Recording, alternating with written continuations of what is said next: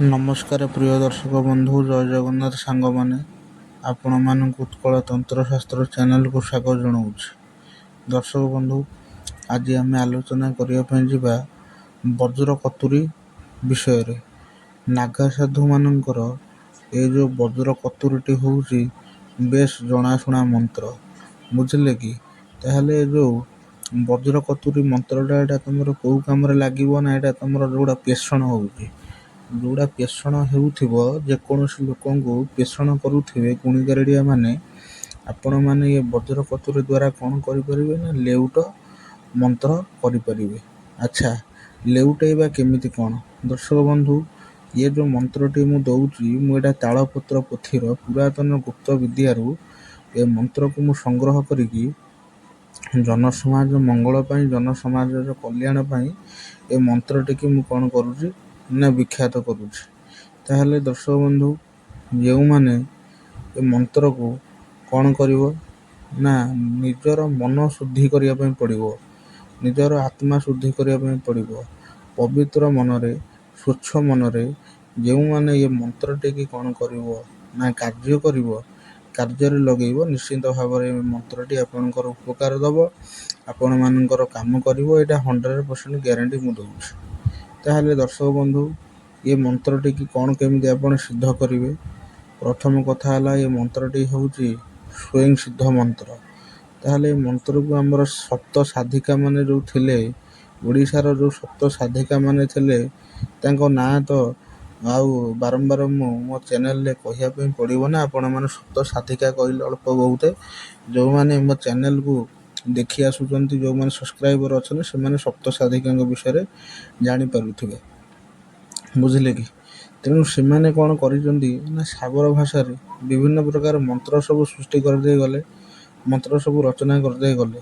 ସେ ମନ୍ତ୍ର ସବୁ କ'ଣ କଲେ ନା ଜଙ୍ଗଲରେ ଥିବା ଆଦିବାସୀମାନଙ୍କୁ, ପୁରାତନ ଆଦିବାସୀମାନଙ୍କୁ ସେ ମନ୍ତ୍ର ସବୁ ଦାୟିତ୍ୱରେ ଦିଆଗଲା କି ତମେମାନେ କ'ଣ କରିବ, ଲୋକ ସମାଜର, ଜନସମାଜର ମଙ୍ଗଳ କରିବ।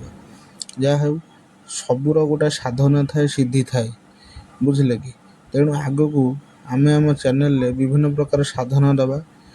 ନିକୁମ୍ଭିଲା ସାଧନା, ଗଣେଶ ସାଧନା, ଅବାଡ଼ ସାଧନା, ଜ୍ୟୋତି ସାଧନା, କାମାକ୍ଷା ସାଧନା, ରାମଚଣ୍ଡୀ ସାଧନା, ସ୍ୱର୍ଣ୍ଣ ଆକର୍ଷଣ ଭୈରବ ସାଧନା, ଯକ୍ଷିଣୀ ସାଧନା, କର୍ଣ୍ଣପିଶାଚୀ ସାଧନା, ଦଶ ମହାବିଦ୍ୟା ସାଧନା, ଦୁର୍ଗା ସାଧନା, ମା କାଳୀ ସାଧନା ଇତ୍ୟାଦି ସାଧନାମାନ ସବୁ ତାନ୍ତ୍ରିକ ମନ୍ତ୍ର ଓ ସାବର ମନ୍ତ୍ର ଦ୍ୱାରା ଆମେ କ'ଣ କରିବା, ଆମ ଚ୍ୟାନେଲରେ ଧୀରେ ଧୀରେ ଆଗକୁ ଦିଆଯିବ। ତାହେଲେ ଦର୍ଶକ ବନ୍ଧୁ, ସବୁବେଳେ ମନେ ରଖିଥିବ, ତନ୍ତ୍ର ସାଧନା କର। ତନ୍ତ୍ର ହେଉଛି ଲୋକମାନଙ୍କର ଅନିଷ୍ଟକାରୀ ବିଦ୍ୟା ନୁହେଁ। ସମସ୍ତେ ଜାଣିଛନ୍ତି ଯେ ତନ୍ତ୍ର ମାନେ ହେଉଛି କ'ଣ ନା ମୁଣ୍ଡ, ମାଳ, ହାଡ଼, ଖପୁରି, ମଶାଣିକି ଯିବ, ସାଧନା କରିବ, ବଳି ପକାଇବ, ଆକୁ ପେଷଣ କରିବ, ତାକୁ ମାରଣ କରିବ। ଦର୍ଶକ ବନ୍ଧୁ, ଭଲ ଭାବରେ ଜାଣି ରଖନ୍ତୁ, ତନ୍ତ୍ର ମାନେ ଏହା ନୁହଁ। ଇଏ ମାନେ ତନ୍ତ୍ର ନୁହଁ। ତନ୍ତ୍ର ହେଉଛି କ'ଣ ନା ନିଜ ଶରୀରଟା ହେଉଛି ଯନ୍ତ୍ର। ଆପଣ ଯେତେବେଳେ ଯୋଗ ସାଧନା କରିବେ, ନିଜ ଶରୀର ହେଉଛି ଯନ୍ତ୍ର। ମନ୍ତ୍ରକୁ ଆପଣ ଉଚ୍ଚାରଣ କରିବେ। ମନ୍ତ୍ର ଯନ୍ତ୍ରର ମିଳନରେ ଯେଉଁ ଉର୍ଜା ସୃଷ୍ଟି ହୁଏ, ତାକୁ ତନ୍ତ୍ର କୁହାଯାଏ। ତାହେଲେ ତନନ ତ୍ରାୟତେ ଇତି ତନ୍ତ୍ର। ଯିଏ ଆପଣଙ୍କ ତନୁକୁ ନିୟନ୍ତ୍ରଣ କରେ, ତାକୁ ତନ୍ତ୍ର କୁହାଯାଏ। ତାହେଲେ ସେ ଯାହା ହେଉନା କାହିଁକି, ଇଏ ତ ସବୁ ଗୁରୁ ଜ୍ଞାନର ପାଠ, ଗୁରୁ ଘରର ପାଠ। ଯେଉଁମାନେ ଗୁରୁ ଧରିଥିବେ, ଯେଉଁମାନେ ଗୁରୁ କରିଥିବେ, ଏଇଟା ଗୁରୁ ଶିଷ୍ୟଙ୍କୁ ଏସବୁ ବିଦ୍ୟା, ଗୁପ୍ତ ବିଦ୍ୟା ସବୁ ଶିକ୍ଷା ଦେବେ। ତାହେଲେ ସେ ଯାହା ହେଉନା କାହିଁକି, ଜନସମାଜର ମଙ୍ଗଳ କରନ୍ତୁ, ଲୋକମାନଙ୍କର ଉପକାର କରନ୍ତୁ। ଦର୍ଶକ ବନ୍ଧୁ, କେବେ କାହାର ଅମଙ୍ଗଳ, ଅପକାର କରିବା ପାଇଁ ଚେଷ୍ଟା କରନ୍ତୁ ନାହିଁ। ଉତ୍କଳ ତନ୍ତ୍ରଶାସ୍ତ୍ର ସବୁବେଳେ ଜନସମାଜ ମଙ୍ଗଳ ପାଇଁ, ଲୋକମାନଙ୍କ ମଙ୍ଗଳ ପାଇଁ ଚେଷ୍ଟା କରିଆସିଛି। କିନ୍ତୁ ଆପଣମାନେ ପ୍ରକୃତରେ ଯଦି ଭରସା ଅଛି, ବିଶ୍ୱାସ ଅଛି, ତାହେଲେ ଆପଣମାନେ ଏସବୁ ଜିନିଷ କରନ୍ତୁ। କିନ୍ତୁ ଯଦି ଭରସା ନାହିଁ, ବିଶ୍ୱାସ ନାହିଁ, ତାହେଲେ ଆମ ପାଖକୁ କଲ୍ କରନ୍ତୁନି କି ହ୍ୱାଟ୍ସଆପ୍ରେ ମେସେଜ୍ କରନ୍ତୁ ନାହିଁ। ଯଦି ଆପଣଙ୍କର ସତରେ ଦରକାର ଅଛି, ବାସ୍ତବରେ କାମ ଅଛି, ତାହେଲେ ସେଇଭଳି ପରିସ୍ଥିତିରେ ଯଦି ପଡ଼ିଛ, କଲ୍ କର। କିନ୍ତୁ ଏ ଅଯଥାରେ କେହି କୌଣସି ଲୋକ କଲ୍ କରିବ ନାହିଁ। ଏଇଟା ମୁଁ ଆପଣଙ୍କୁ ଖୋଲିକି କହିଦେଉଛି। ମନ ଇଚ୍ଛା ରାତି 11ଟା, ରାତି 12ଟା, ରାତି 1ଟାରେ ଯେଉଁମାନେ କଲ୍ କରୁଛନ୍ତି, ମନ ଇଚ୍ଛା 1, 2, 3ଟାରେ କଲ୍ କରୁଛ, ସାଧାରଣ ଜ୍ଞାନ ରହିବା ଦରକାର। କେତେବେଳେ ମୁଁ କଲ୍ କରିବାର ସମୟ ମୁଁ ଆପଣଙ୍କୁ କହିଦେଉଛି ଦର୍ଶକ ବନ୍ଧୁ। ଦିନ ଦିନ 11:30 ପରେ, ଦିନ 12ଟାରୁ ଘଣ୍ଟାଏ, 12ଟାରୁ ଗୋଟିଏ କିମ୍ବା 11:30ରୁ ଗୋଟିଏ, 1.5 ଘଣ୍ଟା କଲ୍ କରିବ।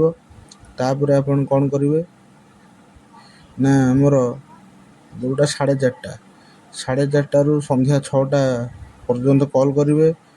ତାପରେ 7ଟାରୁ ଛାଡ଼ିଦେବେ। ଆପଣ 8:30ରୁ ରାତି 11:30 ପର୍ଯ୍ୟନ୍ତ କଲ୍ କରିବେ। 11:30 ପରେ ଆଉ କଲ୍ କରିବ ନାହିଁ।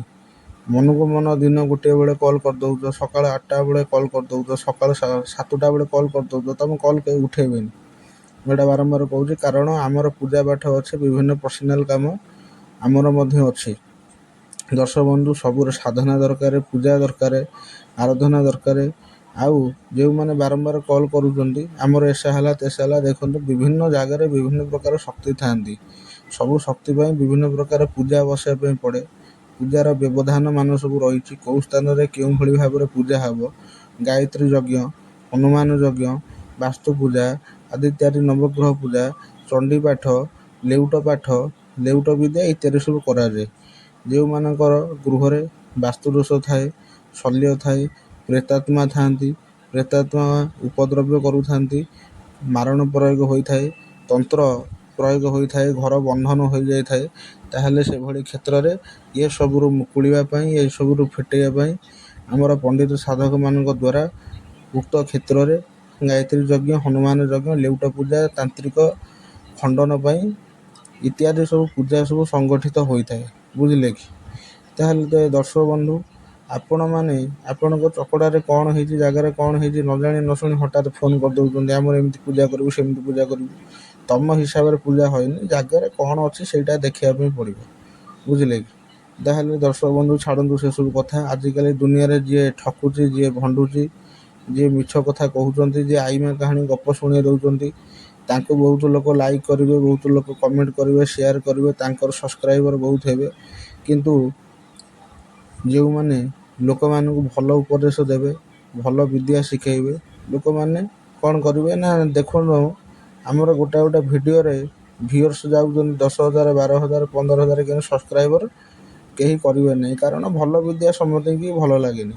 କେଉଁଠି ଖରାପ ବିଦ୍ୟା, କେଉଁଠି କାହାକୁ ବଶୀକରଣ କରିବା, କେଉଁଠି କାହାକୁ ମୋହିନୀ କରିବା, କେଉଁଠି କାହାକୁ ଟେକି ଉଠେଇ ନେଇ ଆସିବା, କେଉଁଠି କାମଦେବ କବଚ, କେଉଁଠି କାମଦେବ ତୈଳ, ଏସବୁ ଜିନିଷକୁ ଲୋକମାନେ ଦେଖିବା ପାଇଁ ବେଶ୍ ଆଗ୍ରହ କରିଥାନ୍ତି।